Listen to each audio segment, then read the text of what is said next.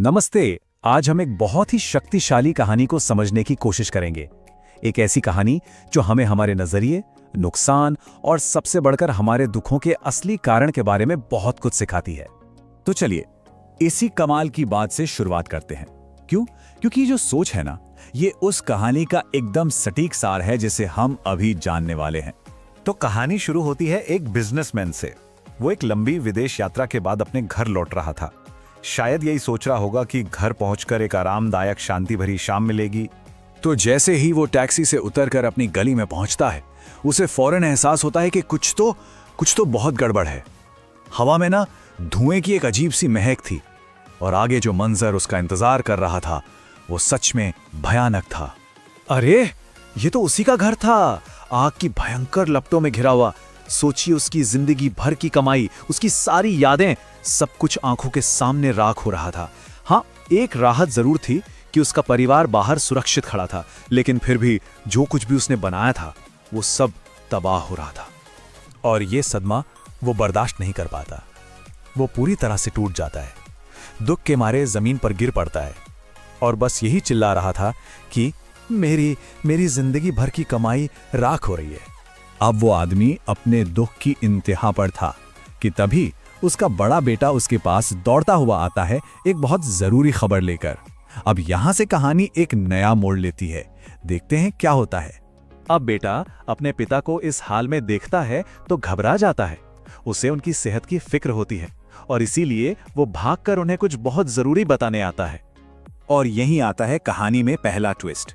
बेटा कहता है, पिताजी आप जब बाहर थे ना, हमने ये घर बेच दिया था और कीमत भी बहुत अच्छी मिली है। और ये सुनते ही क्या हुआ होगा? अरे उस आदमी का रोना एकदम बंद। एक सेकंड में उसका सारा दुख गायब। उसकी जगह एक अजीब सी राहत ने ले ली। मतलब ये जो इमोशनल बदलाव था, ये हैरान करने वाला था। अब वो बस एक तमाशा देखने वाले की तरह खड़ा हो गया और सोचने लगा, अरे अब ये तो जिसने खरीदा है उसकी सिरदर्दी है, मेरा क्या लेना देना, जलने दो इसे। लेकिन रुकिए, कहानी अभी बाकी है। जैसे ही उस बिजनेसमैन ने राहत की सांस ली, वहां पर उसका छोटा बेटा आ पहुंचा। अब छोटे बेटे को तो इस सौदे के बारे में कुछ पता ही नहीं था। वो सीधा ऑफिस से भागा भागा आया था और अपने घर को जलता देख बस उसी तरह घबराया हुआ था जैसे थोड़ी देर पहले उसके पिता थे। पिता तो अब एकदम शांत थे। वो अपने बेटे को किनारे ले जाके समझाते हैं, अरे बेटा चिंता मत कर, सब ठीक है, ये घर अब हमारा है ही नहीं। और यहीं आता है कहानी का दूसरा और शायद उससे भी बड़ा ट्विस्ट। छोटा बेटा कहता है, लेकिन पिताजी सौदा तो हो गया पर पैसे तो अभी मिले ही नहीं।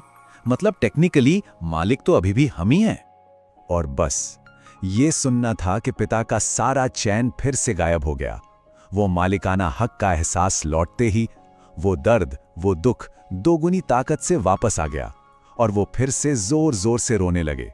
तो कहानी तो यहां खत्म हो जाती है, पर असली बात अब शुरू होती है। इसका मतलब क्या है? जरा सोचिए, हुआ क्या यहां पर? देखिए बात कितनी सीधी है। जब घर उसका था तो वो दुख और निराशा में डूबा था। क्यों?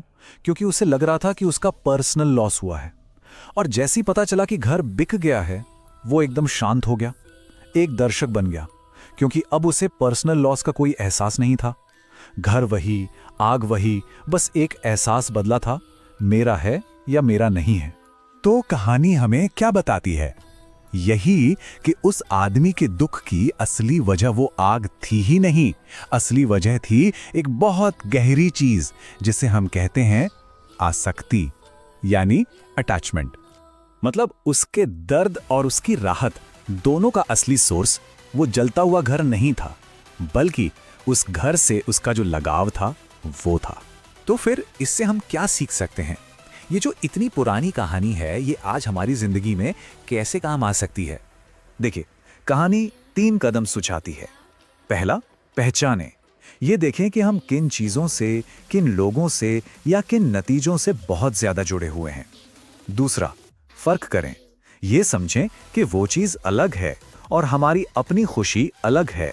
और तीसरा, बस देखें। हर चीज का मालिक बनने की कोशिश करने के बजाय जिंदगी में जो हो रहा है उसके एक साक्षी, एक ऑब्जर्वर बनने की प्रैक्टिस करें।